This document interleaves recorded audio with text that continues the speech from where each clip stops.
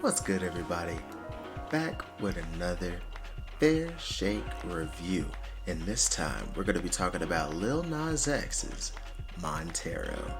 This is the debut full length. I did enjoy the EP that he released because I thought, man, he really does have some potential. And I see he kind of wants to lean a little bit more towards the pop side of things. And, as we continued and get to this here with all the singles coming out and everything, I was like, yo, yeah, way more leaning towards the pop side. Definitely still has, hip hop influence as well. But overall, this is a pop rap album, and yeah, I just gotta say, overall, this was a solid debut.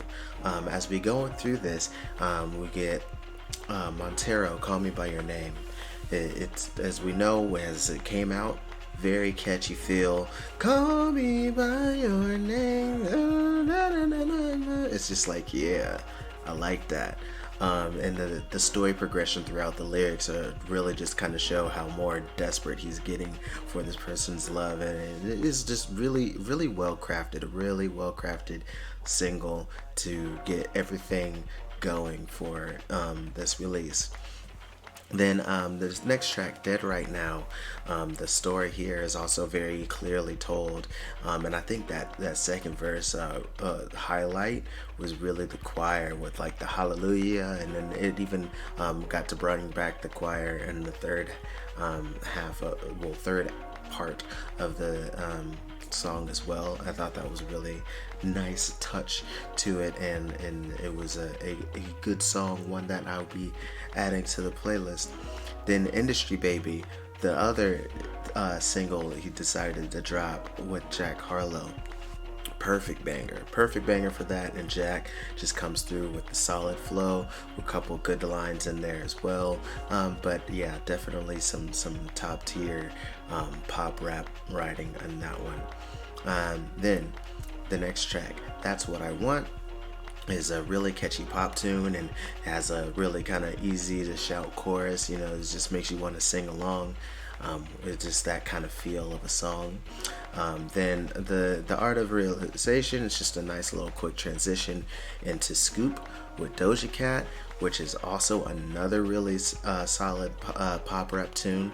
And then, but Doja, like she has been with like a lot of her features, she's just still in the show with her one-liners, and also the outro breakdown was super smooth with the way they changed the instrumentation there for just a quick moment. I wish that lasted a little bit longer, but it is what it is. But I still really like that. Enjoy adding that to the playlist too.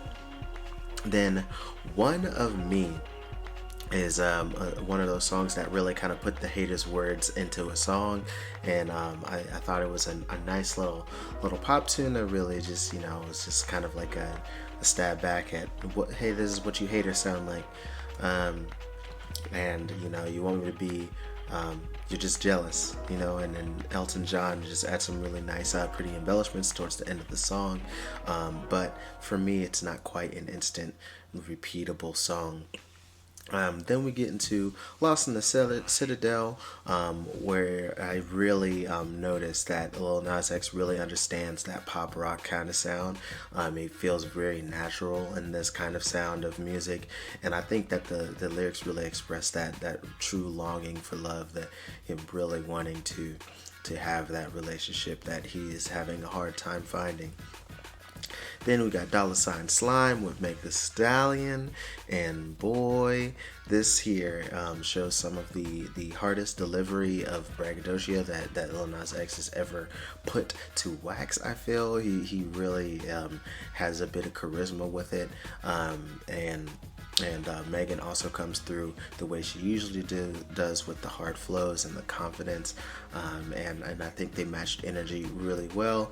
Megan didn't come to upstage, she just came to do what needs to be done, and make it still sound dope, which I appreciate. Next up, we got Tales of Dominica, and that one I feel really plainly states the sad state of being that he was in, and I think the strings at the end of the track were really pretty, and it also just seems like a good just transition point to Sun Goes Down as we're getting a little less. With the bragging of the song beforehand to getting a little bit more introspective. So that Sun Goes Down, one that I do really enjoyed as a single as well as a song here in the album. I think it's a true look into his past and how depressed he was and until he finally got to his big break. And I thought it was a beautiful and heartfelt pop single. I think it just gets deep enough, but yet catchy enough to want to listen to repeatedly. And I guess it also helps that it's a pretty short song, just like a lot of the tracks on the project. But then you get into the longest song of the project, Void, which I feel certainly is the more heartfelt kind of pop deep cut.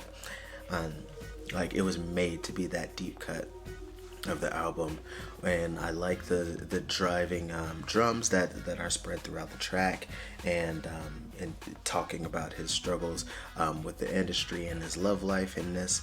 And I also think this is a good showcase of his vocal range, although he has like tried to do a few different things in some of the other tracks before this. I feel like this is kind of the best showcasing of that. Then Don't Want It is a hard pop rap track that I feel is kind of like a reflection of the journey, but also shows his ambition, and I thought that was pretty nice. Next up, we got Life After Salem, which I thought really highlights that downtrodden production that is in it, and for this kind of a pop grunge kind of feel. And even though it's a simple melody, I think it kind of raises the bar a bit with the outro, because it kind of does some leaps in there that I think sound really nice and were interesting, and it's not your typical pop melody to hear closing it out. Then finally, the ending track, Am I Dreaming, I think is a beautiful plea to the audience about telling their story and wanting to leave a legacy, and the songs that they provide. I think it's a perfect collaboration with Miley Cyrus. I think their voices really complemented each other really well, and they both can relate to that feeling of just like, hey, you've seen kind of the struggle that I'm kind of going through, and where I am now and how things are getting better.